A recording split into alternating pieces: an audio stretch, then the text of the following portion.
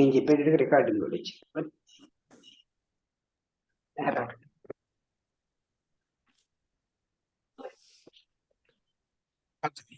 పాఠము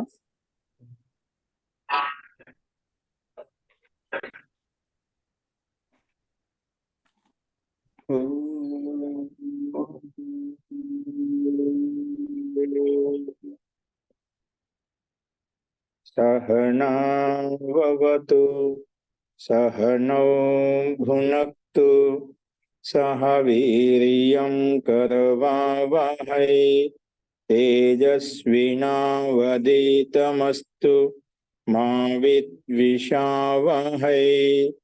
ఓం శాంతి శాంతి శాంతి.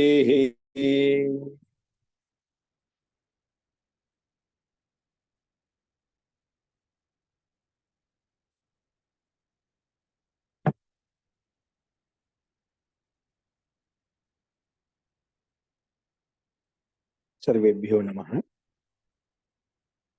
మనము ఛాందోగ్యోపనిషత్తులో 6వ అధ్యాయంలో 5వ ఖండం వరకు మనం 4వ ఖండం వరకు మనం చెప్పుకున్నాము. 4వ ఖండంలో శ్వేతకేతువుకు తన తండ్రి ఆరుని ఉపదేశిస్తున్నాడు. అందులో నిన్న మనము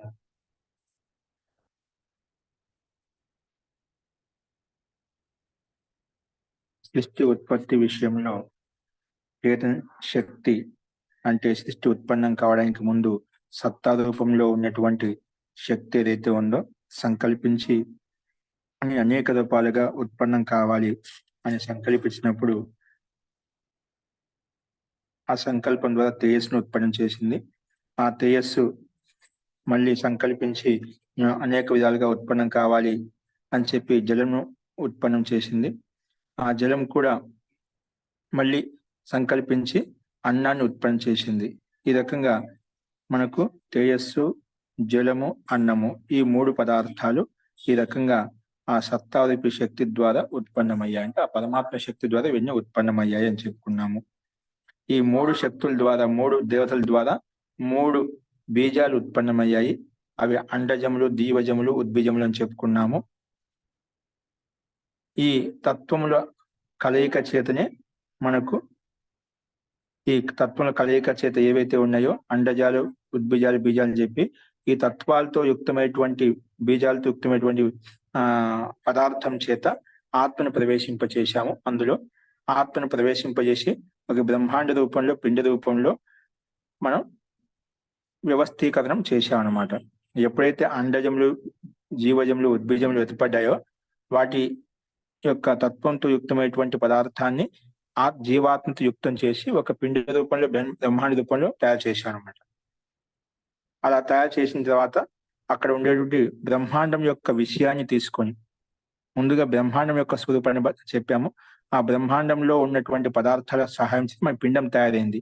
ముందు ఆ బ్రహ్మాండంలో ఏమున్నాయంటే అది ఎందుకంటే ఏ బ్రహ్మాండంలో ఏ పదార్థాలు అయితే కనిపిస్తున్నాయో, ఏ వస్తువులు అయితే కనిపిస్తున్నాయో ఆ బ్రహ్మాండంలో ఉన్న పదార్థాల యొక్క కలయిక చేత ఆ బ్రహ్మాండంలో ఉండే పదార్థాల కలయిక ఏమిటంటే తేజస్సు అంటే తేజో మహాభూతము, జల మహాభూతము, పృథివీ అన్నం అంటే పృథివీ మహాభూతం. అన్నం నుంచి పృథివీ నుంచి ఉత్పన్నమవుతుంది కదా అన్న మహాభూతం. అంటే ఈ 3 తేజస్సు, జలము, అన్నమయం ఈ 3 పదార్థాల కలయిక చేత ఉంటుందన్నమాట. ఏ పదార్థం తీసుకున్నా భిన్న భిన్న నామాలు చెప్పుకుంటాం, భిన్న భిన్న పేర్లు చెప్పుకుంటాం, కానీ మూలతః ఈ 3 పదార్థాల కలయిక ఖచ్చితంగా ఉంటుంది. ఈ 3 అనివార్యంగా ఉంటాయి, కానీ చెప్పడం మటుకు మనం భిన్న భిన్నంగా నామాలు తీసుకుంటామని చెప్పుకున్నాం.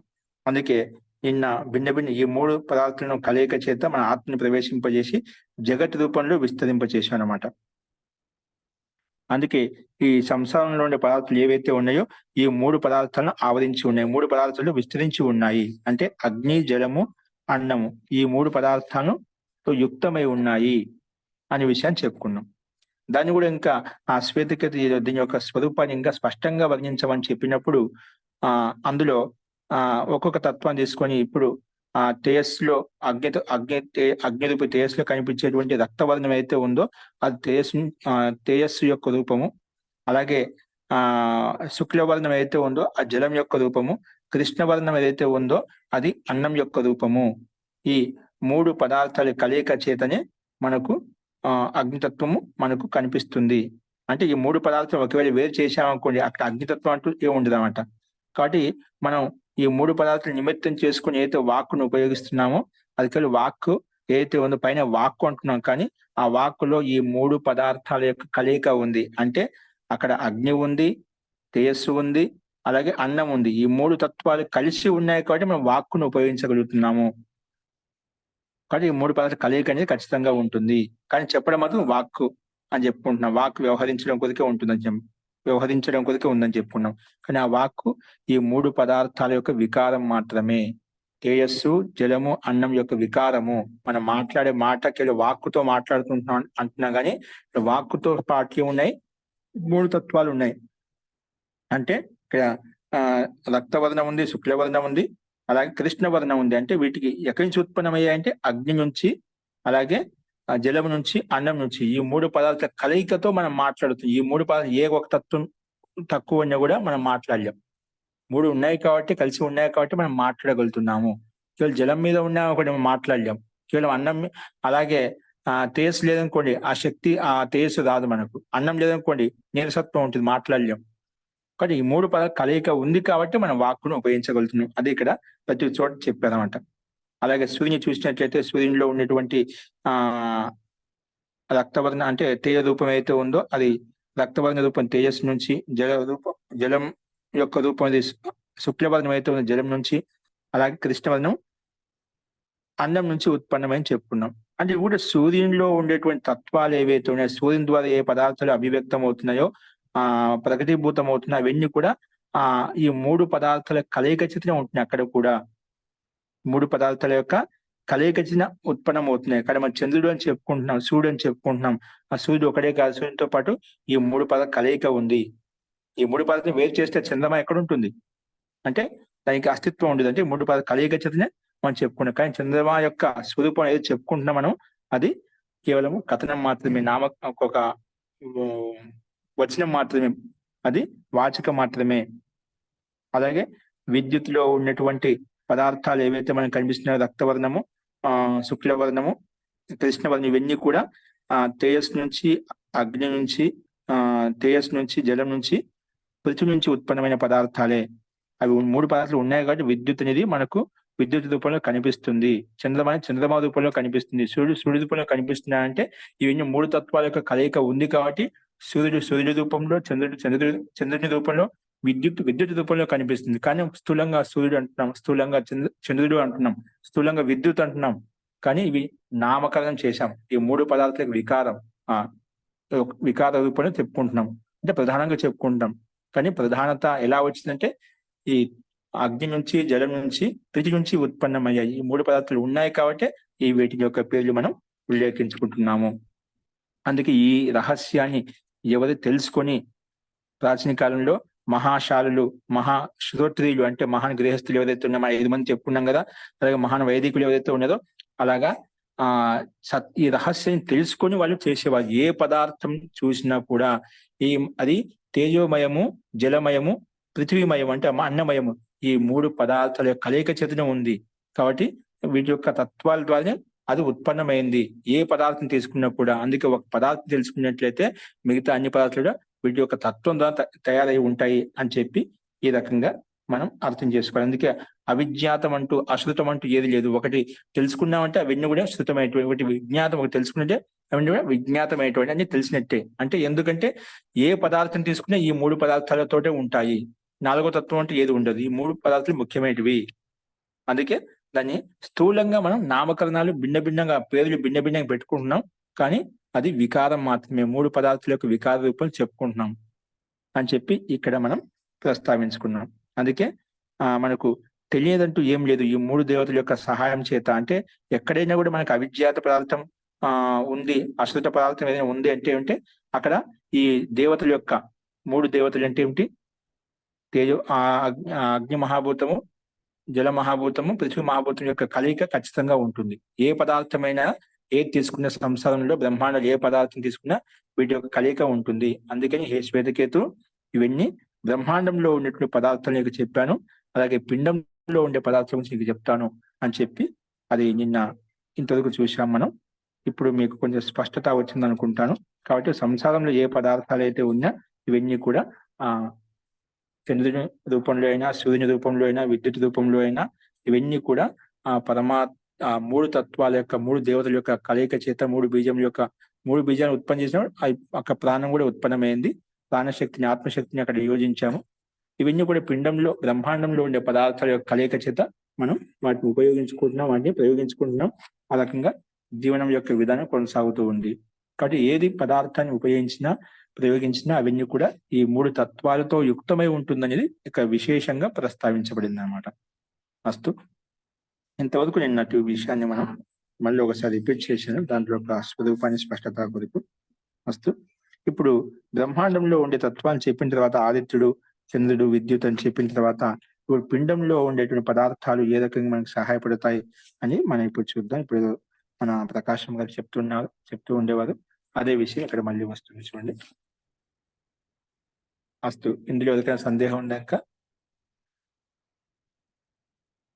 చూడండి. ప్రకృత మనుషురామ, ఇది స్పష్టంగానే ఉన్నాయి, సరళంగా కూడా ఉన్నాయి. ఇప్పుడు పంచమః ఖండః, అన్నం అశితం పిండ విషయాలు చెప్పుకుంటున్నాం అంట. బ్రహ్మాండంలో ఉండే పదార్థాలు చెప్పుకున్నాం. మనం ఏం తిన్నా అవి ఎట్లా ఉంటాయంటే అవి మూడు భాగాలుగా విభాగం చెందుతాయి అనే విషయాన్ని ప్రస్తావం. అన్నం అశితం త్రిధా విధీయతే తస్య యః స్థవిష్టో ధాతుః తత్ పురీషం భవతి యో మధ్యమస్ తత్ మాంసం భవతి మాంసం యో అనిష్టః తత్ మనః. అన్నం, మనం తినే అన్నం అవుతుందో, అశితం అంటే తినటం అంట. అశితం అన్నం తిన్న అన్నము, మనం తిన్న అన్నం త్రిధా విధీయతే మూడు రకాలుగా విభజించబడుతుంది. తస్య ఆ అన్నం యొక్క భాగం అవుతుందో, యహ స్థవిష్ట స్థూల భాగం, స్థవిష్ట అని స్థూల భాగం ఏదైతే ఉందో, ధాతు స్థవిష్టో ధాతు స్థూల ధాతు ఏదైతే పడుతుందో, స్థూల పదార్థం ఏది పడుతుందో, తత్ పురుష మల రూపంలో ఉత్పన్నమవుతుంది స్థూల భాగం అంతా కూడా. యో మధ్యమః తత్ మాంసం, అలాగే దాని యొక్క మధ్య భాగం ఏదైతే ఉంటుందో, మన తిన్న ఆహార పదార్థానికి స్థూల భాగం అంతా మలి రూపంలో వెళ్ళిపోతుంది. మధ్య భాగం అయితే రస రూపంలో బాగా పిండిన తర్వాత రసం మిగులుతుంది కదా, అదంతా కూడా మాంస రూపంలో తయారవుతుంది. అలాగే యో అనిష్ట అంతిమ సూక్ష్మ భాగం, దాని రసం భాగంగా బాగా ఇది చేసినప్పుడు, బాగా మంతనం చేసినప్పుడు ఏం మిగులుతుందంటే దాని ద్వారా మన మనస్సు ఉత్పన్నమవుతుంది, మనసు తయారవుతుంది. మనం తిన్న ఆహారం చదివిన మన మనసు తయారవుతుందన్నమాట. అందుకే ఈ సూక్ష్మ భాగం అవుతుందో, అనిష్ట అంటే అత్యంత సూక్ష్మ భాగం అవుతుందో అది మనిషి తయారవుతుంది అని చెప్పి ఇక్కడ ఈ మంత్రాంశం ప్రస్తావిస్తుంది. కాబట్టి మనం తిన్న ఆహార పదార్థం అనేది ఏదైనా కానీ మనం తిన్న వెంటనే మూడు భాగాలు విభాగం చెందుతుంది. అది స్థూల భాగం మల రూపంలో, అలాగే మధ్య భాగం అంతా కూడా మాంస రూపంలో, అంతిమ సూక్ష్మ భాగం అయితే ఉందో దాన్ని భాగంగా ఇంకా మంత్రం చేసినప్పుడు అది మనసు తయారవుతుంది అని చెప్పి ఈ 1వ అంశంలో చెప్పుకున్నాం. మంతనం అంటే మనం తిన్న ఆహార పదార్థం జీర్ణశీలం కావడం అంట. అది మనం తిన్న ఆహార పదార్థం స్థూలమైన పదార్థం దాన్ని మిషన్ తిప్పినప్పుడు అంత ఇప్పుడు రసం అవుతుంది. ఏదైనా ఒక పదార్థం స్థూలంగా దంచినప్పుడు ఏమవుతుంది, ముందు పొడి అవుతుందాం అంట. పొడి అనేది ఇంకా రస రూపంలో మారుతుంది, రసం అనేది ఇంకా సూక్ష్మంగా అయిపోతుందాం అంట. అలాగా సూక్ష్మీకరణం చేయడం అనమాట. మనం తిన్న ఆహార పదార్థం అది అదిగించుకుంటూ పోతే ఏమవుతుంది, సారం మిగులుతుందాం అంట, తత్వం మిగులుతుందాం అంట. ఇప్పుడు మనం తిన్న ఆహార రసము, రక్తము, మాంసం మధ్య రూపంలో పరిణతి చెందుతూ అంటే ఈ రకంగా అంతిమ ధాటు రూపంలో, ఓజ రూపంలో, వీర్య రూపంలో ఉత్పన్నం అవుతుంది కదా. అలాగా మంతనం చేసుకుంటూ రావడం, దాన్ని బాగా మంతనం అంటే చిలకటం అనమాట. అంతిమ తత్వం రావడం. ఇప్పుడు ఏ విధంగా పాల స్థూల రూపాన్ని తీసుకున్నట్లయితే మనకు నెయ్యి రూపంలో పరివర్తన చెందుతూ ఏ విధంగా నెయ్యి ఉత్పన్నం అవుతుందో అలాగా మనం తీసుకోవాలి. అస్తు, రెండోది చూడండి. ఆపహ పీతాః త్రిధా విధీయంతే తాసాం యో స్థవిష్టో ధాతుః తత్ మూత్రం భవతి యో మధ్యమః తత్ లోహితం యో అనిష్టః స ప్రాణః. పీతాః ఆపహ, మనం తిన్నటువంటి పీతాః తాగినటువంటివి, ఆపహ జలం ఏవైతే ఉన్నాయో, త్రిధా విధీయంతే త్రిధా అంటే మూడు రకాలుగా విధీయంతి విధానం చేస్తాం. మనం తిన్నాం, మనం నీళ్లు తాగినా కూడా మూడు రకాలు విభాగం చెందుతాం. మనం ఏది చూడండి, గుర్తు పెట్టుకుని మనం ఏ పదార్థం తిన్నా కూడా ముందు మూడు విభాగాలు విభాగం చెందిపోతున్నాం అంట, లోపలికి వెళ్ళి. కానీ అందుకే 2 నిమిషాల వరకు మనం ఏం చేయకూడదు అన్నమాట, పనులు కానీ ఇంకేవి కానీ. అది తిన్న ఒక 5 నిమిషాలు అది మొత్తం విభాగం చెందుతున్నాం, విఘటన చెందుతున్నాం అంట. అది ఏది ఎక్కడ విభాగం చేసి ఎక్కడెక్కడ పంపించేస్తుంది మిషన్. ఆ రకంగా తంత్రం పరమాత్మ యొక్క వ్యవస్థ అలా ఉందన్నమాట. అందుకే మనం తిన్న నీళ్లు తాగిన పదార్థం ఏదైనా కావచ్చు, అది పీతాహ, అది జలమే కావాల్సిన అవసరం లేదు. జలంతో ఉత్పన్నమైనటువంటి పదార్థాలు ఏవైతే ఉన్నాయో మనం అన్ని తీసుకుంటాం కదా, జలీయ పదార్థాలు, ద్రవ పదార్థాలు అవన్నీ కూడా. పీతాహ ఆపహ త్రిధా విధీయంతే, 3 రకాల విభాగం చెందుతుంది. తాసం, అందులో ఆ స్థూల భాగం అవుతుందో, తాసాం తాగినటువంటి ఆ ద్రవంలో స్థవిష్టో ధాతు, స్థూల ధాతు ఏదైతే ఉందో తత్ మూర్త రూపంలో అది బయటికి వెళ్ళిపోతుంది. మధ్యమ తత్ లోహితం, లోహిత రూపంలో అంటే రుధిర రూపంలో ఉంటుంది. అనిష్ట, సూక్ష్మ భాగం అయితే ఉందో అది ఇంకా దాన్ని మంత్రం చేసినప్పుడు, దాన్ని బాగా వడగొట్టినప్పుడు ఏమవుతుందంటే ప్రాణ రూపంలో ఉత్పన్నమవుతుంది. దానివల్ల ప్రాణశక్తి, శ్వాస ప్రశ్వాస యొక్క గతి అయితే మనం నడుస్తుందో అది జలము ద్వారా ఉత్పన్నమవుతుంటే, మనం తినే ఆహార పదార్థం జలం ఎలా ఉండాలి, అది ప్రాణాన్ని పుష్టి చేస్తుంది. ముందే మనసును, మనం తిన్న ఆహారం మనసును ఉత్పత్తి చేసింది, మనసును పుష్టి చేసింది అన్నమాట. మనం తినే ఆహారం సక్రమంగా అంటే మన మనసు సక్రమంగా ఉంటున్నాం. దాంట్లో ఏమైనా వికృతి వచ్చిందే మనసులో వికృతి వస్తుంది, చాంచల్యం వస్తుంది. అందుకే మనం తినే ఆహార పదార్థం ఎలా ఉండాలంటే, అన్నాది పదార్థాలు అది సాత్వికంగా ఉండాలి, శుద్ధంగా ఉండాలి, స్వచ్ఛంగా ఉండాలి. అలా ఉన్నప్పుడు మన మనసు స్వచ్ఛంగా, స్థిరంగా, స్థిమితంగా ఉంటుందన్నమాట. అది అస్తవ్యస్తమైన భోజనం తీసుకున్నట్లయితే మన మనసు కూడా అస్తవ్యస్తంగా తయారవుతుంది, చాంచల్యంగా ఉంటుందన్నమాట, అత్యంత విసుగ్గా ఉంటుందన్నమాట. అది వ్యవస్థితంగా, స్థిరంగా, స్థిమితంగా ఉండి తిన్నట్లయితే అదే విధంగా మనసు శాంతంగా ఉంటుంది. మనం ఏ రకమైన భావనతో దాన్ని పక్వం చేసి వండి మనం తీసుకుంటామో అదే రకంగా మనసు అదే విధంగా సాత్వికంగా ఉంటుందన్నమాట. అందుకే బ్రాహ్మణులు అలాగే ఎక్కువగా వైదికులు అంటే ఒక నిత్యాగ్నిహోత్రులు ఎవరైతే ఉన్నారో, విశేషంగా అనుష్ఠానం చేసే వాళ్ళు ఎవరైతే ఉన్నారో వాళ్ళ బ్రాహ్మణులు ఇక్కడ కూడా కొంత అలాంటి వైదికులు కొంతమంది ఉన్నారు. నిత్యం అగ్నిహోత్రం చేసేటువంటి వాళ్ళు స్వయం ఎక్కడ పోయినా కూడా, ఎక్కడ కార్యక్రమాలకు పోయినా స్వయంగా చేసుకుని తింటారు. పక్కన ఎవరికి అవకాశం ఇదన్నమాట. పక్కన వాళ్ళు లేట్ అయినా సరే, ఎక్కడైనా పోయినా సరే వాళ్ళు స్వయంగా వండుకొని తింటామన్నమాట. ఎందుకంటే ఆ రకమైన భావంతో ఓతుపోతుంది. ఎందుకంటే ఏ రకమైన భావనతో మనసు పక్వం చేస్తామో అదే రకమైన తత్వం దాంట్లో అంశీభూతంగా ఖచ్చితంగా వస్తుంది. అది తేయడం వల్ల మన మనసు కూడా అదే విధంగా వికారించింది. ఏ వికారంతో ఉత్పత్తి చేసి, ఏ వికారంతో మనం ఆ పక్వం తయారు చేసామో అదే వికారంతో ఉక్తమైన అన్నం మనం తీసుకుంటున్నాం కాబట్టి మన మనసు కూడా అదే వికారం ఉత్పన్నం అవుతుంది. ఎందుకంటే సాత్విక విచారంతో, సాత్విక భావనతోటి మనం తినే పదార్థాలు ఆ రకంగా తయారు చేయాలి, శుద్ధంగా పవిత్రంగా ఉండాలి. ఎందుకంటే అందుకోసం అన్నమాట. ఎందుకంటే అదే విధమైన స్థితి ఉంటుంది. మనం ఏ రకమైన భావన చేసామంటే ఆ స్థితి మన మనసు కూడా మొత్తం అదే విధంగా డైవర్ట్ అయిపోతుంది. కానీ మనం తీసుకునే ఆహార పదార్థం గట్టిగా మంచిగా ఉన్నట్లయితే మన మనసు స్థిరంగా, స్థిమితంగా ఉంటుంది. అందుకే యోగులైనా, సాధకులైనా, బ్రాహ్మణులైనా, అనుష్ఠానం చేసే వాళ్ళైనా వాళ్ళు స్వయం పక్వం చేసుకొని తింటూ ఉంటారు. ఫస్ట్ నెక్స్ట్ వచ్చేసి మనం తిన్న ఆహార పదార్థం అనేది 3 రకాల విభాగం చెందుతుంది. దానివల్ల ప్రాణం పుష్టి చెందుతుంది అని చెప్పుకున్నాం. దానివల్ల ప్రాణం గట్టిపడుతుంది. కాబట్టి మనం తాగేటువంటి జలీయ అంశాలు ఏవైతే ఉన్నాయో అవి కూడా శుద్ధంగా, పవిత్రంగా ఉండాలి. దానివల్ల ప్రాణం పుష్టి చెందుతుంది అన్నమాట, ప్రాణం బలంగా ఉంటుంది అన్నమాట. మన ఆహారంలో మనం తినే ద్రవ పదార్థంలో ఏమైనా తేడా వచ్చినప్పుడు ఆ శ్వాస ప్రశ్వాస యొక్క గతిలో తేడా తీసుకొస్తున్నాం ఖచ్చితంగా, సందేహం లేదు.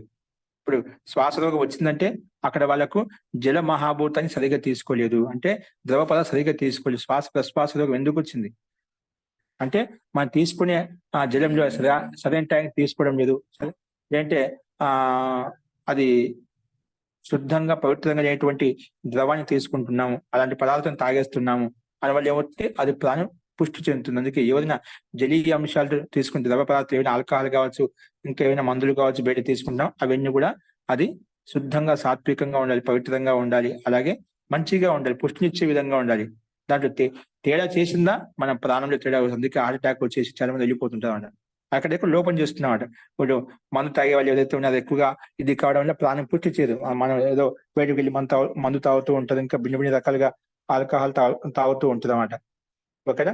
ఏది తీసుకునే ద్రవ పదార్థం అనేది మనకు ప్రాణ పుష్టి ఇచ్చే విధంగా ఉండాలి. ఎందుకంటే ఏం తీసుకున్నా కూడా 3 రకాల విభాగం చెందుతుంది కాబట్టి అది ప్రాణం బలపడుతుంది. శ్వాస ప్రశ్వాస యొక్క గతివిధి అనేది సుచారూపం నడుస్తూ ఉంటుంది.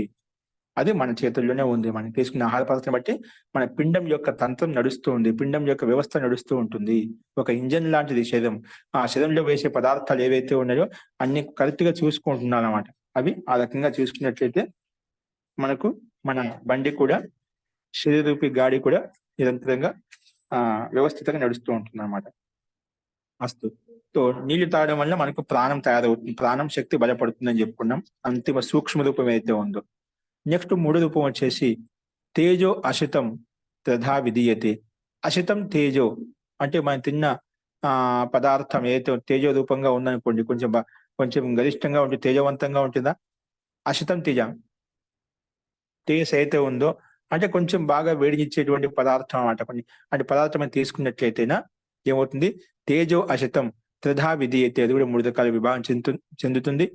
తస్య ఆ పదార్థం యొక్క స్థవిష్టో స్థూల భాగం, స్థూల ధాతు అయితే ఉందో తదు అస్థి, అది అస్థి అంటే ఎముక తయారవుతుందంట. ఏమవుతుంది, ఎముకగా తయారవుతుంది. యో మధ్యమ స మధ్య, ఆ ఎముకలో ఉండే మధ్య భాగం గుజ్జులాగా ఉంటుంది, అది తయారవుతుందంట. అది ఎందుకు ఆమెకు బలాన్ని ఇస్తుందన్నమాట. అలాగే యో అనిష్ట, సూక్ష్మ భాగం ఏదైతే ఉందో ఈ మనం తిన్నటువంటి తేజవంతమైన పదార్థానికి అది వాక్కు తయారవుతుంది. ఇప్పుడు మనం మాట్లాడుతున్నాం అంటే ఆ శక్తి మనకు వాక్కు ద్వారా వస్తుందన్నమాట. కాబట్టి ఏదైనా గతివిధి నడుస్తుంటే ఆ తేజో రూపమైనటువంటి పదార్థమైనటువంటి ఆ శక్తి ద్వారా మనం ఇవన్నీ గతివిధి చేయగలుగుతున్నాము. అందుకే అనిష్ట సా వాక్, అది వాక్కు తయారవుతుంది అని చెప్పి ఇక్కడ మనం ప్రస్తావించుకున్నాం. కాబట్టి మన పదార్థాలు ఈ రకంగా రూపాలు చెంది ఈ రకంగా వృద్ధి చెందుతూ ఉంటాయి. ఒక్కొక్క పదార్థాన్ని ఒక్కొక్క ఇంద్రియాన్ని పుష్టి చేస్తూ ఉంటుంది. ఇక్కడ వాక్కును పుష్టి చేసిందన్నమాట, శరీరం యొక్క గతివిధిని పుష్టి చేస్తుందన్నమాట. మనం ఏది అశితం తేజ, తేజవంతమైన పదార్థాన్ని తీసుకున్నప్పుడు అది 3 భాగాలు విభాగం చెంది ఈ రకంగా అస్థి రూపంలో, మధ్య రూపంలో, వాక్కు రూపంలో పరిణతి చెందుతుంది అని చెప్పి ఇక్కడ 3వ అంశం చూశాం.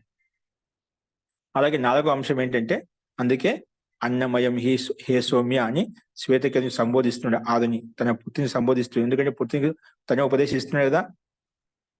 హే సౌమ్య అన్నమయం హి సౌమ్య మనః ఆపోమయ ప్రాణ తేజోమయి వాగితి భూయ ఏవ మా భగవాన్ విజ్ఞాపయతు ఇతి యథా సౌమ్య ఇది హా ఉవాచ.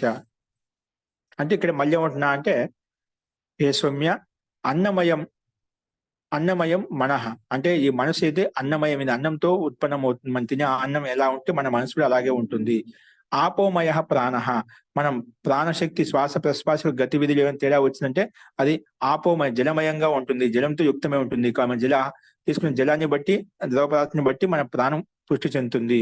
అలాగే తేజోమయ వాక్, మనం మాట్లాడే వాక్య అయితే ఉందో, అదే గతివిధి ఏదైతే ఉందో ఈ వాక్కు ద్వారా వాక్య అయితే ఉందో అది తేజోమయంతో ఉత్పన్నమైంది, తేజోమయం తయారైంది, నిర్మించబడింది. కాబట్టి ఇవన్నీ 3 ఈ రకంగా తయారవుతున్నాయి అని ఈ రకంగా ప్రస్తావించిన తర్వాత మళ్ళీ శ్వేతకేతు ఏమంటున్నా అంటే, భూయ ఏవ మా భగవాన్ విజ్ఞాపయతు, దీన్ని ఇంకా కొంచెం విస్తరించి చెప్పండి అని మళ్ళీ అడుగుతున్నమాట. అది ఇలా చెప్పిన తర్వాత కరెక్ట్ మీరు చెప్పింది ఇది అన్నమయము మనసు అంటున్నావు, ప్రాణమయము ఆపోమయము జలమయము ప్రాణం అంటున్నావు, తేజోమయం వాక్ అంటున్నావు. అయినప్పటికీ కూడా భూయ ఇది ఇంకా కొంచెం ఎక్కువగా చేసి దీన్ని ఇంకా కొంచెం విస్తరింపజేసి వివరించి నాకు హే భగవాన్ అంటే తండ్రిని సంబోధిస్తున్నాడు. హే భగవాన్ విజ్ఞాపయతు, మళ్ళీ దాన్ని ఇంకో విశేషంగా విజ్ఞాపనం చేయండి, విశేషంగా ప్రస్తావించండి. అప్పుడు తథా సౌమ్య, అలాగే హే సౌమ్య హ ఉవాచ, అలాగే అని చెప్పి మా తండ్రి మళ్ళీ అంటాడు అనమాట. ఇప్పుడు ఇదే విషయాన్ని కొంచెంగా చెప్తున్నాం. అదంటే ఇది పంచమహాఖండ ఈ రకంగా ప్రస్తావించాడు. అప్పుడు మళ్ళీ చెప్తున్నాడు అదే విషయం మళ్ళీ చెప్తున్నాడు. దాన్ని ఇంకో రకం చెప్తున్నామాట. దద్నః సౌమ్య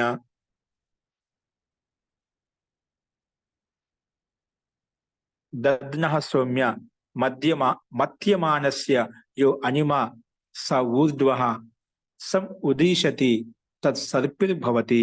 దద్న అంటే పెరుగు. హే సౌమ్య సంబోధిస్తున్నా, తను కొడుకుని సంబోధిస్తూ హే శ్వేతకేతు అనకుండా హే సౌమ్య పురుషుడే శ్వేతకేతు. దద్న పెరుగు ఏదైతే ఉందో పెరుగును మంతనం చేసినప్పుడు చిలికినప్పుడు దద్న మత్యమానస్య యో అనిమా రూపం సూక్ష్మ రూపం ఏదైతే ఉందో బాగా చిలికిన తర్వాత అంతిమ రూపం ఏదైతే పైకి వస్తుందో యో అనిమ స ఊర్ధ్వ అంటే పైకి వస్తుంది. ఊర్ధ్వ సముదిశతి పైకి వస్తుందో తత్ సర్పిర్భవతి పైకి వచ్చే తత్వం మూలతత్వం అయితే ఉందో అది వెన్న వస్తుంది కదా. ఆ వెన్న మన తర్వాత దాన్ని బాగా కరిగి పెడితే నెయ్యి అవుతున్నాను. అందుకే తత్ సర్పిర్భవతి, అది నెయ్యి అవుతుంది. అంటే పెరుగు యొక్క సూక్ష్మ భాగం మనం చిలికినప్పుడు ఏదైతే పైకి వస్తుందో అదంతా కూడా స్థూల భాగం కింద వచ్చిన సూక్ష్మ భాగం పైకి వచ్చేస్తుందన్నమాట.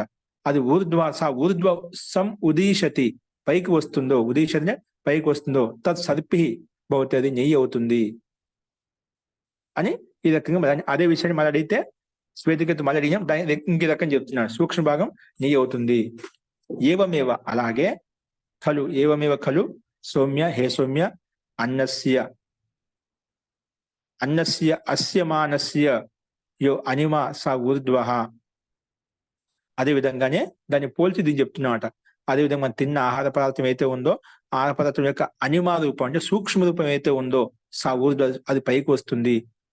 అదే స ఊర్ధ్వ సముదిశతి తత్ మనోభవతి. అందుకే మనం తిన్న ఆహార పదార్థము కూడా అది ఏమవుతుంది, రసము రక్తం మాంస మధ్యంగా మారిపోయి అంతిమ తత్వ రూపంలో సూక్ష్మ రూపంలో ఏమవుతుందంటే అది మనసుని తయారు చేస్తుంది. అందుకే ఏవమేవ ఎలాగైతే పెరుగును మంతం చేసి చిలికినప్పుడు సూక్ష్మ రూపం పైకి వస్తుందో దానివల్ల గీ తయారవుతుందో అలాగే హే సౌమ్య అన్నస్య అస్య మానస్య మనం తిన్న ఆహార పదార్థం ఏదైతే ఉందో అన్నాన్ని అస్య మానస్య తిన్నప్పుడు ఏమవుతుందో యో అనిమ స ఊర్ధ్వ సముదీశతి. అనిమ అంటే సూక్ష్మ రూపం ఏదైతే ఉందో స ఊర్ధ్వ సముదీశతి అది పైకి వస్తుంది. తత్ ఏంటి ఆ పైకి వచ్చేది ఏంటి ఆ తత్వం ఏంటంటే తత్ మనోభవతి అదే మనసు తయారవుతుంది, మనసును ఉత్పన్నం చేస్తుంది, మనసు నిర్మిస్తుంది అని ఈ రకంగా పెరుగుతోటి దీన్ని పోల్చి ఈ రకంగా కొంచెం విస్తరించి చెప్పాడు అనమాట. ఇప్పుడు మళ్ళీ ఏమంటున్నాడు, జలం గురించి చెప్తున్నాడు. అపాం ఏ సౌమ్య అపాం సౌమ్య పీయమానానాం యో అనిమ స ఊర్ధ్వః సముదేశతి స ప్రాణో భవతి. హే సౌమ్య అపాం నీరును తాగినప్పుడు పీయమానానాం యో మన నీళ్లు తాగిన తర్వాత పీయమానానాం యో అపాం తాగుతున్న నీళ్ళు ఏవైతే ఉన్నాయో వాటి యొక్క అంతిమ రూపం యో అనిమా రూపం సూక్ష్మ రూపం స ఊర్ధ్వం సమదిశతి. అది ఏదో సూక్ష్మ రూపం తాగిన తర్వాత అది వడబోస్తుంది అంతతత్వం ఏ విధంగా పనికి వస్తుందో అది బయటకు వస్తుందో అలాగంటే సూక్ష్మ తత్వం ఏదైతే వస్తుందో అంట అది యో అనిమ స ఊర్ధ్వం సముదిశతి స ప్రాణోభవతి. అలాగా అది జీర్ణించి అరిగిపోయిన తర్వాత మనకు అంతిమ తత్వరూపం ఏదైతే ఉంటుందో సారూపంలో ఏదైతే ఉంటుందో అది ఏమవుతుందంట అది దానివల్ల ప్రాణం ఉత్పన్నమవుతుంది. అపాం పీయమానానాం యో అనిమ స ఊర్ధ్వ సముదిశతి. మనం తాగినటువంటి నీరు ఏదైతే ఉందో అది వాటి యొక్క సూక్ష్మ రూపము అది పైకి వస్తుంది. ఆ పైకి వస్తుందని చెప్పిన అది ఏంటంటే అది ప్రాణము. స ప్రాణోభవతి ప్రాణంగా తీసుకోవాలి. అందుకే తేజసః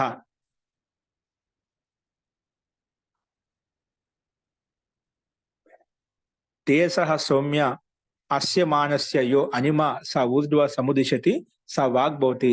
అలాగే అన్ని చోట్ల మనం తీసుకోవాలి, ఇక్కడ డైరెక్ట్ గా ఇచ్చేసి. అందుకే తేజస్సు ద్వారా అంటే తేజోవంతమైన పదార్థాన్ని మనం అస్య మానస్య తిన్నప్పుడు ఏమవుతుంది వాటి యొక్క యో అనిమా రూపం సూక్ష్మ రూపం స ఊర్ధ్వం సముదిశతి ఊర్ధ్వ సముదిశతి.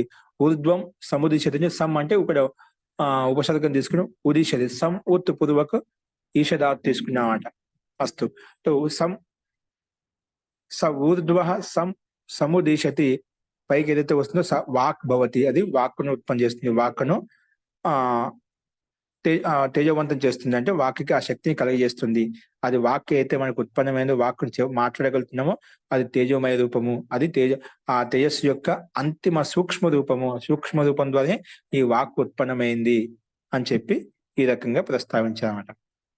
ఈ రకంగా అంటే తేజస్సును వాక్కును తేజస్ ద్వారా వాక్ ఉత్పన్నమైంది, జలం ద్వారా ప్రాణం ఉత్పన్నమైంది, అలాగే అన్నం ద్వారా మనసు ఉత్పన్నమైంది చెప్పి దాన్ని అదే విషయం కొంచెం మార్చి ఇంకొంచెం సూక్ష్మంగా చెప్పినట్టు విడదీసి చూపించాడు అనమాట.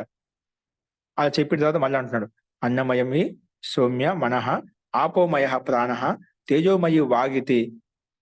సరే ఇవన్నీ మళ్ళీ చెప్పిన తర్వాత మళ్ళీ అడుగుతున్నా శ్వేత అన్నమయం హి హే సౌమ్య చెప్పిన తర్వాత పుత్రుని ఉద్దేశించి శ్వేతకేతు అన్నమయం హి మనః ఆపోమయ ప్రాణ తేజోమయ వాకితి అని చెప్పి వాకితి ఇంతవరకు ప్రస్తావించిన తర్వాత మళ్ళీ ఏమంటున్నాడు ఇక్కడ పుత్రుడు భూయ ఏవ ఇది నాకు ఇంకా అధికంగా భూయ అంటే ఎక్కువగా నాకు భగవాన్ విజ్ఞాపయతు ఇది. అది నువ్వు ఇంకా దాన్ని విదేశం దాన్ని ఇంకా సూక్ష్మంగా ఏం చెప్పగలిగితేనా భూయ ఏవ మా భగవాన్ విజ్ఞాపయతు ఇది విజ్ఞాపయించండి విశేషంగా ఇంకా తెలియచేయండి. అప్పుడు తథా సౌమ్య అలాగే ఉవాచ అలాగే అని చెప్పి మళ్ళీ చెప్తాడు. ఓకే నువ్వు అడిగా దాన్ని ఇంకా నేను ఇంకా సూక్ష్మీకరణ చేసి చెప్తాను, ఆ సూక్ష్మతను ఇంకా సూక్ష్మీకరణ చేసి చెప్తానని చెప్పి సరే అంటాడు అన్నమాట. ఓకేనా ఒకసారి మనం తీసుకొని చెప్పామట, దదితో పోల్చి చెప్పామట. అలాగే ఇప్పుడు మళ్ళీ ఇంకా దాన్ని భూయ ఏవ మా భగవాన్ నాకు ఇంకా విజ్ఞాపన చేయండి, ఇంకా తెలియచేయండి అని అడిగినప్పుడు తథా అలాగే సౌమ్య ఇది ఆ ఉవాచ ఆ తండ్రి అంటాడు అనమాట. ఇది షష్ఠ ఖండంలో ఈ రకంగా తీసుకున్నాం. ఇప్పుడు సప్తమ ఖండంలో చెప్తున్నామట, ఇంకా సూక్ష్మంగా అదే విషయాన్ని ఇంకా సూక్ష్మంగా చెప్తున్నామట. షోడశ కలహ సౌమ్య పురుష పంచదశ హాని మ అశీహి కామం అపహ పిబ అపోమయ ప్రాణో నా పిబతో విచ్ఛేత్స్యత ఇది. విచ్ఛేత్స్యత ఇది అంటే ఏ సౌమ్య, ఇక్కడ దాన్ని ఇంకా విస్తరించి చెప్పమని చెప్పాడు కదా శ్వేతకేతు. షోడశ కలహ ఏ సౌమ్య షోడశ కలహ పురుషుడు షోడశ కళ అంటే 16 కళలతో యుక్తమై ఉంటాడు. పురుషుడు ఎలా ఉంటాడు? 16 కళలతో యుక్తమై ఉంటాడు. కాబట్టి పంచదశ అహాని, పంచదశ అంటే 15 రోజులు, అహాని దినము 15 దినములు, మా అసిహి 15 రోజులు తినకుండా ఉంటే ఏంటి? మా అసిహి తినకుండా ఉండు, కామం అప్పుడు అపహ పిబ తినకుండా అంటే అన్నం తినకుండా ఉండు 15 రోజుల వరకు, మా అసి తినొద్దు. కామం అపహ పిబ కేవలం నీళ్లు మాత్రం తాగు. 15 రోజులు ఏం తినకుండా నీళ్లు మాత్రం. అపహ పిబ అపోమయ ప్రాణ. ఇప్పుడు అపోమయం ప్రాణం కదా, అప్పుడు ప్రాణం పుష్టి చెందుతుందామట. అప్పుడు పుష్టి ఏం చెందలేదు? అన్నం ద్వారా ఏం పుష్టి కలిగేది మనకు? అన్నం ద్వారా మనసు పుష్టి చెందేది, మనసు ఉత్పన్నమయ్యేది, మనసు సక్రియంగా ఉండేది. ఇప్పుడు అన్నం 15 రోజులు ఏం తీసుకోలేదు అంటే దానివల్ల ఏమవుతుంది? ఏది క్షీణిస్తుంది? మనసు క్షీణిస్తుంది అన్నమాట. నీళ్ళు యథావిధి తీసుకుంటున్నారు కాబట్టి ప్రాణం పుష్టంగా ఉంది. ప్రాణం అయితే ఉంది, ప్రాణాలేం పోలేదు. నీళ్ళు తీసుకుంటాను కదా, ప్రాణం పోలేదు. కానీ మనసు సక్రియంగా లేదు, నిర్వీర్యం అయిపోయింది, అంటే తేజోహీనం అయిపోయింది అన్నమాట. అందుకే కామం అపహ పిబ అపోమయ ప్రాణ పిబతో నా విచ్ఛేత్స్యత ఇది. కాబట్టి నువ్వు నీళ్లు తాగుతూ ఉంటే ప్రాణం మట్టుకు నీకు పోదు, నా విచ్ఛేత్స్యత నిన్ను నాశనం చేయదనమాట. అలా నువ్వు జీవించే ఉంటావు, కానీ మనసు నీకు తయారు చేయదు. అందుకే హే సౌమ్య, ఈ పురుషుడు 16 కళలతో యుక్తమే ఉన్నాడు. నువ్వు 15 రోజుల వరకు భోజనం చేయకుండా ఉండు. కేవలం యథేచ్ఛంగా అంటే నీకు కావలసినంత నీరు తాగుతూ ఉండు. కామం అంటే నీకు యథేచ్ఛ. కామం అపహ పిబ, నీకు ఎంత కావాలంత కామం అంటే యథేచ్ఛ పూర్వకంగా నీకు ఎన్ని నీళ్ళు కావాలో ఆ నీళ్ళు తాగుతూ ఉండు రోజు. దానివల్ల జలమయం ప్రాణ జలమయ ప్రాణో అపోమయ ప్రాణ. ఎందుకంటే దాని ద్వారా నీకు ప్రాణం పుష్టి చెందుతుంది. ఎందుకంటే ప్రాణం అపోమయం జలమయం కాబట్టి. కానీ ఇలా నీళ్లు తాగుతూ ఉండడం చేత నీకు ప్రాణ నష్టం అయితే కలగదు. అంటే నీకు ఇప్పుడు మనకు అన్నం తీసుకుంటే మనసు తయారవుతుంది చెప్పాం కదా, కానీ నీళ్ళు తాగుతూ ఉన్నాం కాబట్టి మనకు ప్రాణహాని అయితే కలగలేదు అన్నమాట. ప్రాణం పుష్టి చెందింది, ప్రాణం ద్వారా మనకు శరం ఉంటుంది అన్నమాట. అన్నం తినకపోవడం వల్ల నీకు ఏమైందంటే నీకు మనస్సు యొక్క శక్తి తగ్గింది, కానీ వాటికి నాశనం కాలేదు అని చెప్పి ఇక్కడ ప్రస్తావించారన్నమాట. కాబట్టి మనం ఏం చేయాలంట? 15 రోజులు తినకుండా ఉంటే నీళ్ళు యథేచ్ఛ తాగడం వల్ల ప్రాణాలైతే ఉంటాయి, కానీ ఆ మనసు యొక్క శక్తి ఉండదు అనమాట. అందుకే అలాగే చేసామట. సాహ పంచదశ అహాని నా అశత. ఆ శ్వేతకేతు అలా చెప్పాడు కదా, నీకు ప్రాణాలేం పోవు, నీకు ప్రాణం పుష్టిగా ఉంటుంది. కాబట్టి అన్నం ద్వారా ఉత్పన్న మనసు నీకు అంటే ఆ విషయం ఏం చెప్పదన్నమాట. చెప్పిన విధంగా ముందు 15 రోజుల వరకు నీళ్ళు బాధ తాగుతూ ఉండేనమాట. కానీ దానివల్ల ఎటువంటి ప్రాణానికి ఇబ్బంది ఏం కలగలేదు. అలాగే కంటిన్యూ నడుస్తూ ఉండనమాట. తర్వాత ఏమంటుందంటే సాహా పంచదశ అహాని 15 రోజులు నా అశత తినలేదు, ఏం తినలేదు, అన్నం తీసుకోలేదు. ఏనం ఉపససాద, ఆయన తండ్రి దగ్గర కూర్చున్నాడు, సమీపంగా కూర్చున్నాడు. కిం బ్రవీమి ఇది ఏనం ఉపససాద కిం బ్రవీమి ఇది భో ఇది ఊచు. హే సౌమ్య, ఆయన దగ్గర కూర్చున్నాడట. కిం బ్రవీమి ఇది భో, ఏం చెప్పమంటావు అనగానే తండ్రి అడగానే ఊచు నై కిం బ్రవీమి భో ఇది. అప్పుడు ఏం చెప్పమంటావు అని అడగానే అంటే తండ్రి దగ్గర కూర్చొని కిం బ్రవీమి భో, హే పిత ఏం చెప్పమంటావు అని తండ్రిని అడిగినప్పుడు 15 తినకుండా కూర్చున్నాడు, నీళ్ళు తాగుతూ కూర్చున్నామట. తర్వాత ఏమైనా 15 అయిపోయిన తర్వాత ఏం చెప్పమంటావు అని తండ్రిని అడిగినప్పుడు రిచహ సౌమ్య, హే సౌమ్య, రిచ రిచ అని మంత్రాలు. ఏ మంత్రాలు? యజుంసి సామాని. రిచ అంటే ఋగ్వేదం యొక్క మంత్రాలు, యజుర్వేదం యొక్క మంత్రాలు. సామానిచ సామానితి స హ ఉవాచ అవి చెప్పమని చెప్పాడు అన్నమాట. ఏం చెప్పని చెప్పు? ఋగ్వేద మంత్రాలు నువ్వు పాఠం చేస్తే వాడి కదా ఇంత ముందుకు అవే వేద మంత్రాలు ఏవైతే ఉన్నాయో, 3 వేదాలు ఉన్న మంత్రాలు ఏవైతే ఉన్నాయో అవి నువ్వు చెప్పు అంటాడనమాట. ఆయన 15 నుంచి తినకుండా కూర్చున్నాడు. ఇప్పుడు ఏమంటున్నాడు? దగ్గర కూర్చొని అడగగానే ఏం చెప్పమంటావు అంటే రిచహ సౌమ్య యజుంసి సామానీతి, ఈ వేద మంత్రాలను ఉచ్చరించి సస్వర పాట చెప్పు. స హువాచ నా వై మా ప్రతిభ నా మై నా వై మా ప్రతిభాంతి భో ఇది. హే భగవన్ అంటే హే పిత, నా వై మా ప్రతిభ, నాకు ఇవన్నీ నాకేం అర్థం కావడం లేదు, నాకేం పని, నా బుద్ధి పనిచేయదు, నా మనసు ఏం పనిచేయదు. బుద్ధి అంటే బుద్ధితో పాటు మనసు యుక్తమే ఉంటుంది కదా, వాగ్గింద్రియం పనిచేయాలంటే మనసుతో కనెక్టెడ్ ఉండాలి. అక్కడ 15 నుంచి ఆకలితో ఏం తినకుండా పెట్టాం, ఆ మనసు పుష్టంగా లేదన్నమాట. మనసు ఉంటే, ఎందుకంటే 10 దశేంద్రియాలు మనసుతో యుక్తమై ఉంటాయి. 10 ఇంద్రియాల యొక్క మూల కేంద్రం ఏంటి? ఏ ఇంద్రియం పనిచేసినా మనసుతో కనెక్టెడ్ అయ్యి ఆత్మకి వెళ్ళాలి, ఆత్మ జ్ఞానం అందజేయాలన్నమాట. ఇప్పుడు ఆ చెప్పమని చెప్పాడు, ఆ మనసు పుష్టిగా లేదు, నీరసంగా ఉన్నాడు, ఇక ప్రాణం అయితే ఉందంతే. ఆ వేదాలను ఉచ్చరించాలని శక్తి కావాలి కదా, శక్తి ఉచ్చరించే నీకు వాక్కుతో చెప్పవచ్చు. ఎందుకంటే ఇక్కడ దానికి కూడా శక్తి కావాలంటే ముందు మనసు కావాలి. వాక్కు ద్వారా ఉచ్చరించిన తర్వాత అది మనసు మాధ్యంతో మనసు నుంచి ఆత్మ వరకు జ్ఞానం అందుతుంది అన్నమాట. ఆ మనసు పుష్టిగా లేదు, అందుకే నాకేం అర్థం కావడం లేదు, నాకేం సూర్యటం అంటే నాకేం మనసు పనిచేయడం లేదు, నాకేమో అది ఏం తెలియటం లేదు అని అంటాడు. ఎందుకంటే మనసు, ఇప్పుడు మన మనసు కనెక్టెడ్గా లేకుంటే ఏం చెప్పినా కూడా, ఇప్పుడు నేను మాట్లాడుతున్నాను, మీ మనసు ఎక్కడో ఆలోచిస్తున్నాను అనుకోండి, నేను చెప్పిన తర్వాత నీకు మనసు నేను చెప్పిన విషయం మీకు కనెక్టెడ్ కాదని, అందుకే నాకేం తెలియదు అంటే అకస్మాత్ అడిగా అనుకోండి, ఏం చెప్పామంటే సైలెంట్ అయిపోతాం, ఏం చెప్పలేమంట, నాకేం అర్థం కాలేదని అంటాం, నాకేం తెలియదు అంటాం. ఎందుకంటే మన మనసుకి కనెక్టెడ్. శబ్దం మైండ్ ఆబ్సెంట్ బాడీ ప్రెజెంట్ అంటాం కదా, అలాగే మన మైండ్ మనసుని అక్కడ పెట్టలేదన్నమాట. మనం తినే శ్రవణేంద్రియంతో పాటు మనం శ్రవణేంద్రియంతో కర్ణేంద్రియంతో పని చేసుకుంటున్నామంట. పని చేసుకున్నప్పుడు ఆ కర్ణేంద్రియం ఎల్లప్పుడూ మనసుతో కనెక్టెడ్ అయి ఉండాలి. మనసుతో కనెక్టెడ్ అయి ఉన్నప్పుడు అది నీకు విషయాన్ని అందజేస్తుంది, ఆత్మలోకి తెలియజేస్తుంది. అది ఆత్మలోకి ప్రవేశించినప్పుడు నీకు ఆ స్మృతిలో ఉంటుందన్నమాట, అది స్మృతి శక్తిలో ఉంటుంది, అది కోశంలో ఉంటుందన్నమాట. అది మనసు కనెక్టెడ్ అయ్యేది అనుకోండి, ఎంతసేపు గంటల కొద్ది విన్నా కూడా అది ఏదో మనకు మధ్య నుంచి అక్కడే ఆగిపోతుంది అన్నమాట. గోడకు రాయేసుకుంటున్నట్టుగా అది అక్కడి నుంచి ఎన్నికి వచ్చేస్తుంది అన్నమాట. అలాగే ఏం చెప్పినా కూడా కాదు, అంటే మనసు అత్యంత ప్రాముఖ్యమైనది. అందుకే నువ్వు వేదాలు చెప్పని చెప్పగానే ఆరుని మహర్షి శ్వేతకేతుతో నాకేమో మా ప్రతిభాంతి, నాకేం అర్థం కావడం లేదు, ఏం చెప్పాలి ఏం తెలియటం లేదు అని చెప్తాను అన్నమాట. ఎందుకంటే ఆ శక్తి లేదు కాబట్టి, అక్కడ అది పుష్టి కాలేదు కాబట్టి, వాటి యొక్క నాకు ఏం గుర్తు రావడం, నాకేం తెలియటం లేదు, మనసు కనెక్టెడ్ లేదు కదా, ఇప్పుడు ఏం చెప్పాలన్నా ఆ మనసు లేకపోవడం ఏం చెప్పలేకున్నాడు అని ఈ రకంగా కొంచెం దాన్ని వివరించాడు అన్నమాట.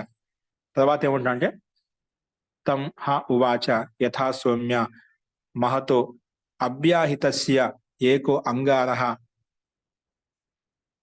ఖద్యోతమాత్రః పరిశిష్టః స్యాత్ తేన తతోపి న బహు దహేత్ ఏవం సౌమ్య తే షోడశానాం కళానాం ఏకాం కళా అతిశిష్టా స్యాత్ తయా ఏతర్హి వేదాన్ అనుభవస్య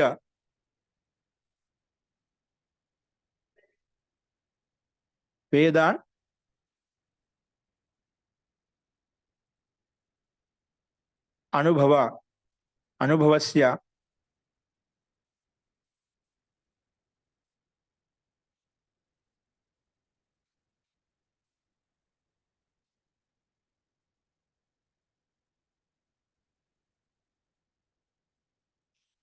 అస్తు. ఇక్కడ ఏమంటున్నా అంటే ఇది ఎన్నో మంత్రం? 3వ మంత్రం. అస్తు.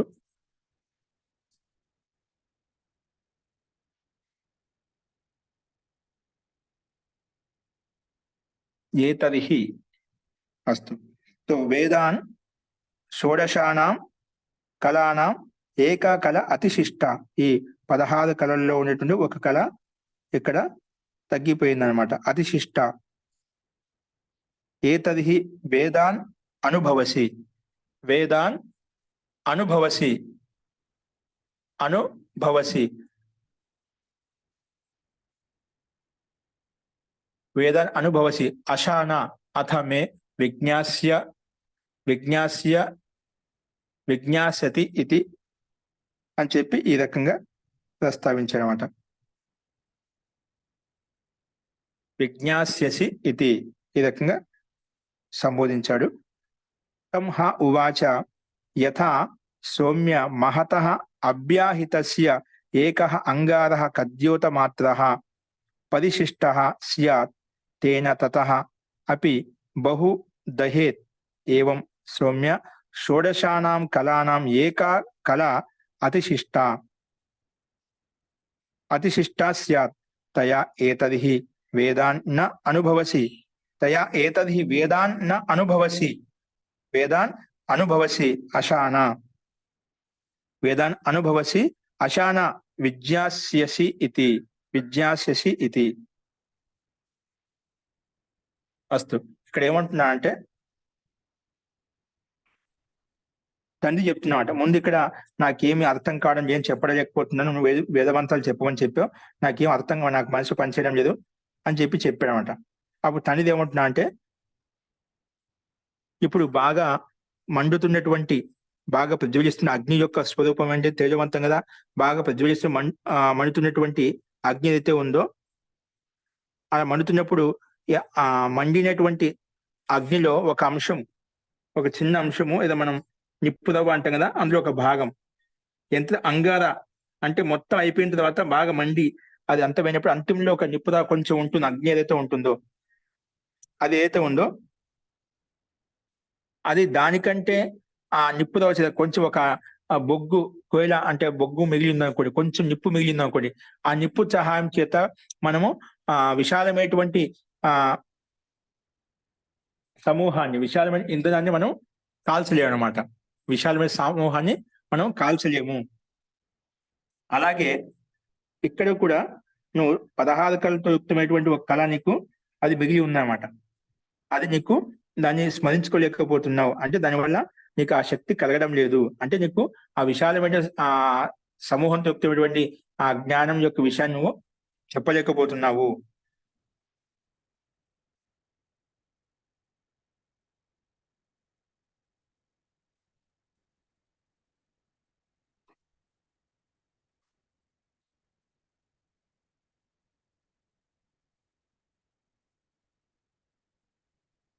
నీ 16 కళల నుంచి ఒక కళ మాత్రం మిగిలి ఉందన్నమాట. 16 కళ నుంచి ఒక కళ మాత్రమే మిగిలి ఉంది. ఇక్కడ 16 కళ అని చెప్పుకున్నప్పుడు మన దాన్ని ఒక భాగాన్ని ఒక 16 కళలు చూస్తున్నాం. దాంట్లో ఒక ఇప్పుడు తినే ఆహార పదార్థంలో అనేక కళలు అక్కడ అనేక కళలకు శక్తిని ఇస్తుందన్నమాట. అక్కడ నీకు ఓన్లీ ఒక కళ మాత్రమే మిగిలి ఉందన్నమాట. అందుకే నువ్వు చెప్పలేకపోతున్నావు. అక్కడ 16 కళల్లో ఒక కళ మాత్రమే అక్కడ మిగిలి ఉంది. అందుకే నువ్వు ఆ వేదాన్ని చెప్పలేకపోతున్నావు. ఎందుకంటే ఆ మనోమయం అనేది నీకు అక్కడ ఆ శక్తిని పుష్టి ఇవ్వలేదు కాబట్టి. ఎందుకంటే అన్నమయం హి మనహ అని చెప్పుకున్నాం. అందుకే నువ్వు చెప్పలేకపోతున్నావు. ఇప్పుడు నువ్వు తిని వచ్చేసి ఇప్పుడు మళ్ళీ ప్రయత్నం చేయి అంటాడు అన్నమాట. అందుకే తిని వచ్చేసి మళ్ళీ చెప్పు అదే విషయాన్ని. తం హ ఉవాచ, పుత్రుడు తండ్రితో అంటున్నాడు, యథా సౌమ్య, పుత్రునికి తండ్రి చెప్తున్నామట, హే సౌమ్య, మహతః అభ్యాహితస్య ఏకః అంగార, బాగా మండుతున్నటువంటి ప్రజ్వలిస్తున్నట్టు బొగ్గు ఏవైతే ఉందో, ఇంధనం ఏదైతే ఉందో, అందులో ఒక అంగార, ఒక చిన్న బొగ్గు ఏదైతే ఉందో, కద్యోత మాత్ర, ఒక అంత బాగా మంట ఒక చిన్న భాగం ఏదైతే ఉందో, ఒక చిన్నది ఏదైనా కథ మిగిలిందనుకోండి, అది ఒక చిన్నగా ఉంటుంది, ఒక కోవిలాగా అంటే బొగ్గులాగా ఉంటుంది, చిన్న మంటలాగా ఉంటుంది, ఒక మెరుపులాగా ఉంటుందన్నమాట, చిన్న నిప్పుదవలాగా ఉంటుందన్నమాట. అది కద్యోత మాత్ర. ఆ కద్యోత మాత్రంగా ఉన్నటువంటి నిప్పు ఏదైతే ఉందో, పరిశిష్ట అంటే మిగిలినటువంటి అంశం అయితే పరిశిష్ట, అది మాత్రం మిగిలింది ఇప్పుడు ఇక్కడ. అంటే బాగా మొత్తం అంతా ఆదిపోయింది, కొంచెం మాత్రం నిప్పు మిగిలిందన్నమాట. అంత ఆదిపోయింది, కొంచెం ఒక నిప్పు ఉందని అంటుంటాం కదా, అంత మంట మండిన తర్వాత పరిశిష్ట స్యాత్ తేన, ఆ పరిశిష్టమైన అగ్నితోటి, మిగిలినటువంటి అగ్నితోటి తతః అపి బహు న దహేత్, ఎక్కువగా విశాలంగా ఉండేటటువంటి ఇంధనాన్ని మనం కాల్చలేము. దానికంటే ఎక్కువగా ఉండేటువంటి విశాలమైనటువంటి ఇంధనాన్ని నా దహ్యతదని కాల్చలేము. ఏవం అలాగే నీవు కూడా హే సౌమ్య షోడశానాం కళానాం ప్రాణాది, ఎందుకంటే ప్రాణాది కంటే ప్రాణం పుష్టి చెందిన ఇక్కడ ప్రాణాది 16 కళలలో ఏకా కళాం అతిశిష్ట, ఏకా అంటే ఒక అంశంలో ఉండే కళ అక్కడ మిగిలి ఉంది. అతిశిష్ట కళ ఏకాం కళ అతిశిష్టాస్య తయ ఏతది వేదాన్ నా అనుభవసి, నువ్వు వేదాల యొక్క స్థితిని దాని అనుభూతి ద్వారా చెప్పలేకపోతున్నావు.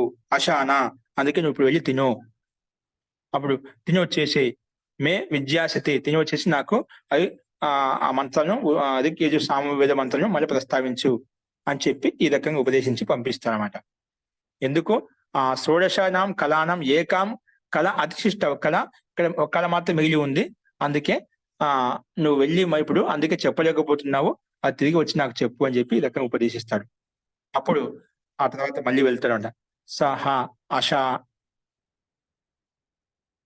సహ అష అంటే తినేసామంట. అథ మే విద్యాసతి స ఆశ, ఆశ అంటే ఇక్కడ అతను భోజనం చేశాడనమాట. హ ఏనం ఉపససాద, భోజనం చేసి మళ్ళీ కూర్చున్నామాట. స హ ఆశ హ ఏనం ఉపససాద, భోజనం చేసి వచ్చి కింద కూర్చున్నామాట. అంటే తండ్రి దగ్గర వచ్చి కూర్చున్నాడు. తం హ యత్ కించిత్ పప్రచ్చ సర్వం హ ప్రతిపేదే. అప్పుడు ఆయన మళ్ళీ 15 రోజులు అది మామూలుగా భోజనం చేసి వచ్చి కూర్చున్న తర్వాత ఉపససాద, తండ్రి దగ్గర కూర్చున్న తర్వాత యత్కించ పప్రచ్చ, ఏవైతే అడిగాడో, ఏ ప్రశ్నలతో తండ్రి అడిగాడో, వేదాలు చెప్పవని కానీ ఇంకేదైనా చెప్పవని కానీ, పప్రచ్చ సర్వం హ ప్రతిపేదే లిట్ లకారం యొక్క రూపం, అది మొత్తం కూడా మొత్తం ఆ విషయాన్ని అంతా ప్రస్తావించాడనమాట. ఎవరు? శ్వేతకేతు.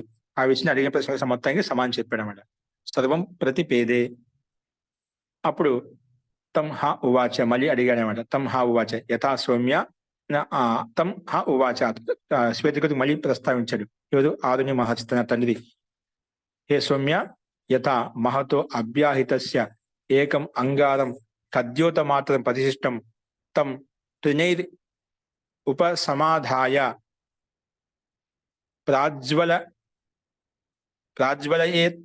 ప్రాజ్వలయేత్ తేన తతోపి బహుదహేత్. ఇక్కడ మళ్ళా ఏ రకంగా అంటున్నా అంటే, తం హావువాచ, శ్వేతకేతు చెప్పాడు. యథా సౌమ్య మహతో అభ్యాహితస్య ఏకమంగ, బాగా మండుతున్నటువంటి అగ్నిలో అంతా మండిపోయిన తర్వాత ఒక చిన్న నిప్పు మిగిలి ఉందనుకోండి. మహతో అభ్యాహితస్య ఏకమంగ, బాగా మండినటువంటి ఒక అంగార, ఒక నిప్పు ఏదైతే ఉందో, కద్యోత మాత్రం, అది కద్యోత రూపంలో చిన్న నిప్పులాగా ఉందా, అది ఒకటి మాత్రం మిగిలి ఉంది. కద్యోత మాత్రం పరిశిష్టం తం త్రినైర్ ఉపసమాధాయ, త్రినైర్ ఉపసమాధ అంటే చిన్న చిన్న గడ్డిపూసలాగా ఉందనుకోండి, ఆ గడ్డిపూసలు దాని మీద పెట్టేవాల్సిన నిప్పు రవ్వ మీద అది మండుకుంటుందన్నమాట. పెద్ద పెద్ద ఇంధనాన్ని పెడితే ఆదిపోతుంది, పెద్ద పెద్ద కథలు పెట్టేది ఆదిపోతుంది, పైన చెప్పుకున్నాం. ఇక్కడ ఏమంటున్నాం, ఆ కద్యోత రూపంలో నిప్పు రవ్వ రూపంలో చిన్న నిప్పు ఏదైతే ఉందో, ఆ నిప్పు మీద చిన్న చిన్న ఆకులు, చిన్న చిన్న గడ్డి పూసలతో ఎండిపోయినటువంటి గడ్డి దాని మీద పెట్టి మనం ఊపామనుకోండి, ఏమవుతుంది, అది అంటుకుంటుంది. అంటే విశాలమైనటువంటి అగ్ని ఉత్పత్తి చేస్తుందన్నమాట. చిన్న నిప్పుదవనే దానికి అనుకూలమైనటువంటి నిప్పులు గడ్డిని తీసుకొచ్చి అక్కడ పెట్టినప్పుడు ఏమవుతుంది, తినికలు తీసుకొచ్చి ఏమవుతుంది, అది విశేషంగా మండుతుంది అన్నమాట. అందుకే ఇక్కడ అదే చెప్తున్నాడు.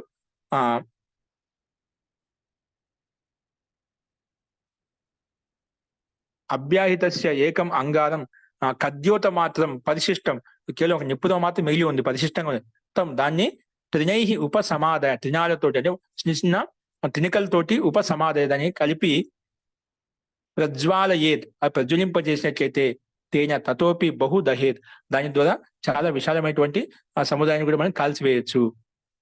తతోపి బహు దహేత్, ఎక్కువ దాన్ని కూడా మనం కాల్చివేయచ్చు అని దాన్ని మనకు కొంచెం విపరీతంగా చూపించి చెప్పామంట.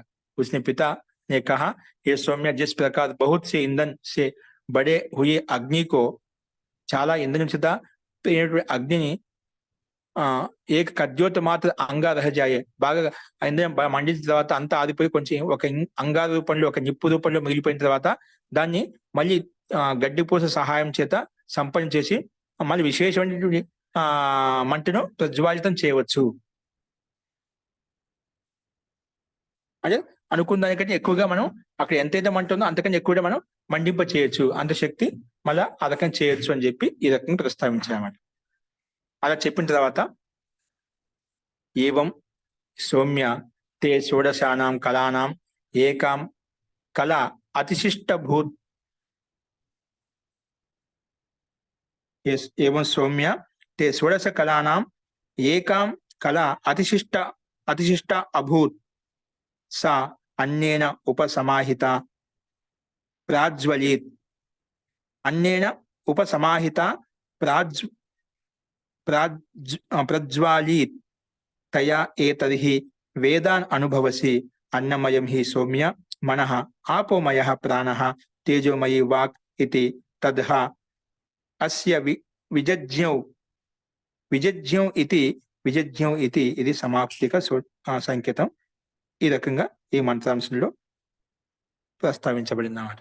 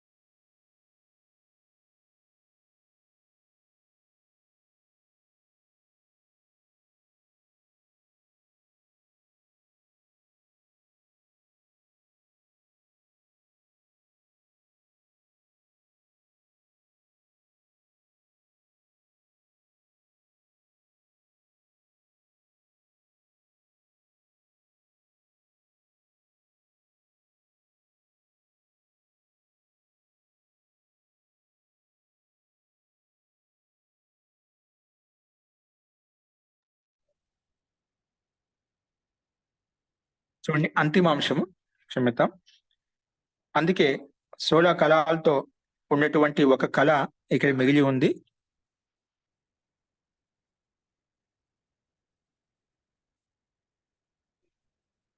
అది మళ్ళా ఆ మిగిలిన నిప్పు రావుతో మనం దాన్ని వెలిగించి ఎక్కువ దాన్ని కూడా మండించేసామని చెప్పుకున్నాం. అందుకే అంటే నీకు మొత్తానికైతే అన్నం ద్వారా నీకు మళ్ళీ ఆ శక్తి వచ్చింది. మనోమయం ఏదైతే ఉందో అంటే అన్నమయం మనహ అని చెప్పిన అన్నం ద్వారా తీసుకున్న ద్వారా దాన్ని బట్టి నీకు మనసు సక్రియంగా శక్తివంతమైందో దాని ద్వారా మిగిలిన వేదాలన్నీ నీకు స్మరణలోకి వచ్చేసాయి. అందుకే హే సౌమ్య అన్నమయంతో యుక్తమైనది అన్నమయమైనది మనస్సు, జలమయమైనది ప్రాణము, తేజోవంతమైనది వాక్ అని చెప్పి చెప్పుకున్నాం. అందుకే ఈ విషయాన్ని విన్న తర్వాత తండ్రి యొక్క మాటను అర్థం చేసుకుని అదే విధంగా చేయడానికి శ్వేతకేతు ప్రయత్నం చేస్తారన్నమాట. అందుకే అంతిమంలో అదే విధంగా ఇక్కడ తంహ ఉవాచ ఏవం సౌమ్య హే సౌమ్య షోడశానాం కళానాం, ఈ 16 కళల్లో ఉన్నటువంటి ఒక అంశం మాత్రం ఇక్కడ మిగిలి ఉంది. సా అన్నేన ఉపసమాహిత, అది అన్నం ద్వారా నీకు ఇప్పుడు అన్నం ద్వారా అది చేయబడింది అన్నమాట. అంటే నీకు ఆ రకమైన బుద్ధి పనిచేస్తున్నావు ఈ రకంగా. అప్పుడేంటి, నువ్వు అన్నం లేదు కాబట్టి దాన్ని వెలిగించమని చెప్తేంది, అక్కడ నీకు అది పని చేయలేమండి, ఏం చేయాలో చేయలేదన్నమాట. ఇప్పుడు అన్నం ద్వారా ఉత్పన్నమైన మనసు ఏదైతే ఉందో అది ఉపసమాహితమైంది కాబట్టి దాన్ని ఆ రకంగా ప్రజ్వలింప చేయగలుగుతామంట. అంటే అంతకన్నా ఎక్కువగా మండింప చేయగలిగామంట. చిన్న నిప్పుతోటి కూడా నువ్వు విశేషంగా చేయగలిగామంట. అంటే అన్ని ఒకదాని కూడా పూరకంగా ఏ ఒకటి తక్కువైనా కూడా అక్కడ ఆ పని ఆ తత్వం లేకపోవడం వల్ల మనకు ఆ రకమైన పని చేయలేము. అందుకే ఇక్కడ తేజోమయము, జలమయము, అన్నమయమైనటువంటి 3 పదార్థాలు ఏం చేసినా అక్కడ కలయికగా ఉంటాయి కాబట్టి మనం ఏం చేయగలుగుతాము అనే అంశాన్ని ఇక్కడ తీసుకొచ్చి ప్రస్తావిస్తున్నామట. అందుకే ఈ 3 కలిసి ఉన్నాయి కాబట్టి నువ్వు ఆ నిప్పును అంతకన్నా ఎక్కువను వెలిగించగలిగావు. అందుకే నువ్వు మళ్ళీ ఆ వేదాలను కూడా చెప్పగలిగావు.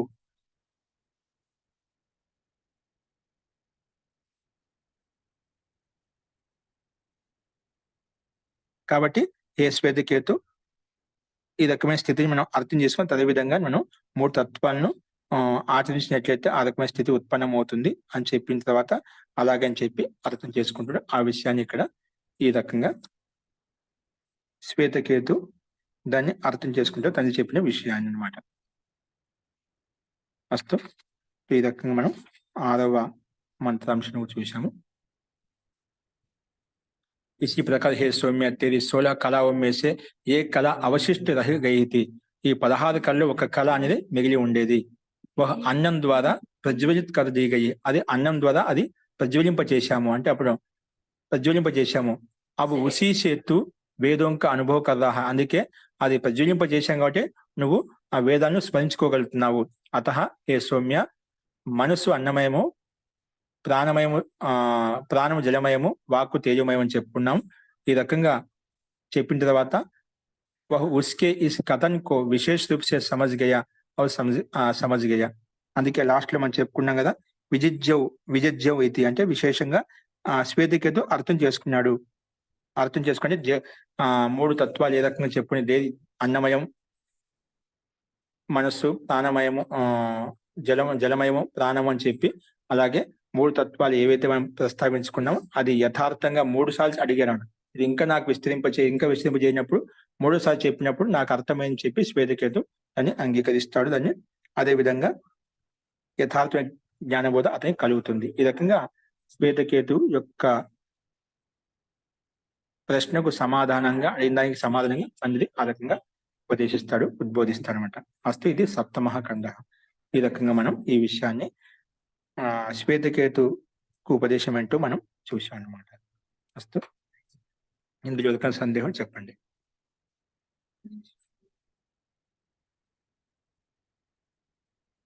అస్తు తర్హి ఏం సందేహం తర్వాత చూద్దాం. శాంతి పాఠ.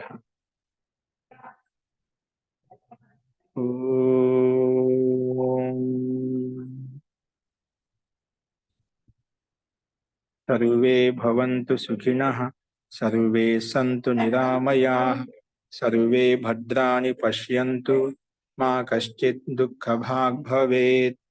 ओम शांति शांति शांति. सर्वेभ्यो नमः. అందరికీ నమస్కారం అండి. నమస్కారం.